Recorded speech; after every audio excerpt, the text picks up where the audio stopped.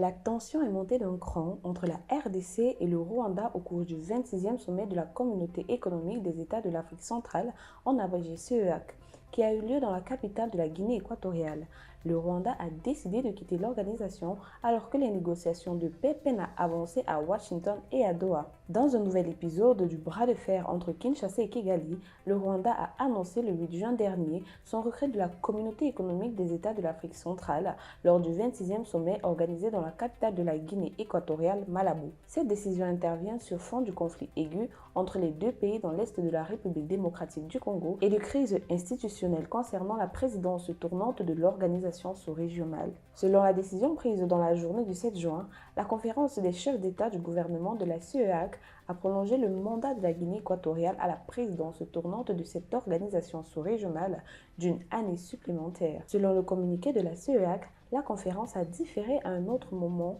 le passage de la présidence en exercice tournante de la communauté à la République du Rwanda et a par conséquent décidé de maintenir son Excellence Obiangema Bassongo comme présidence en exercice de la communauté pour une durée supplémentaire d'une année. Réagissant au départ du Rwanda de la Communauté économique des États de l'Afrique centrale, le porte-parole du gouvernement congolais, Patrick Muyaya Katembwe, a estimé que la décision est cohérente vis-à-vis des textes qui régissent l'organisation de la CEAC, notamment en matière d'inviolabilité des frontières des pays membres, ajoutant que Kigali a excellé dans la violation de l'intégrité territoriale de la RDC, rapporte le site Radio Okapi, et que cet exemple devrait inspirer d'autres institutions régionales. Pour rappel, la RDC accuse le Rwanda de soutenir les rebelles de l'AFC M23 qui mènent un conflit armé toujours en cours et qui ont pris plusieurs villes majeures de l'est de la RDC et notamment la ville de Goma dans la province du Nord Kivu. De son côté, l'AFP a rapporté, citant un commissaire congolais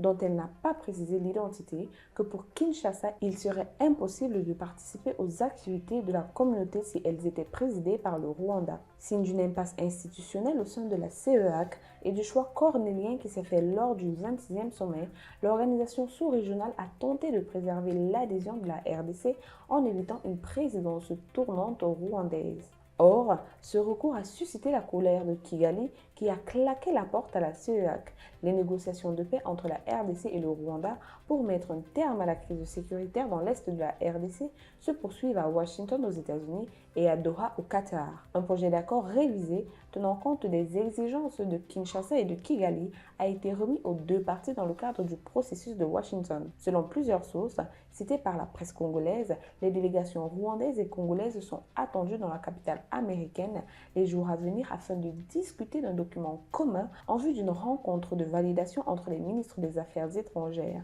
En cas d'une issue positive de ces deux étapes, la signature d'un accord de paix pourrait alors être envisagée entre les présidents congolais Félix Tshisekedi et rwandais Paul Kagame. Du côté du Qatar, le gouvernement congolais et l'AFC M23 discutent sous médiation qatari à Doha sans réaliser d'avancées notables après 32 jours de discussion dans le cadre du second tour de négociation avec le départ de la délégation rebelle la semaine dernière qui a regagné Goma. Citant des sources proches du dossier, le site d'information Média Congo a cependant indiqué une prochaine reprise des pourparlers afin d'aborder probablement les causes profondes du conflit et d'examiner la proposition remise par la médiation qatari. Dans une autre réaction face au départ du Rwanda et de la CEAC, le gouvernement congolais a accusé Kigali d'aggraver la situation régionale, se retirer d'un traité ou bloquer un processus dès qu'une exigence de redevabilité est évoquée constitue une menace directe au multilatéralisme et à la stabilité régionale, selon Kinshasa.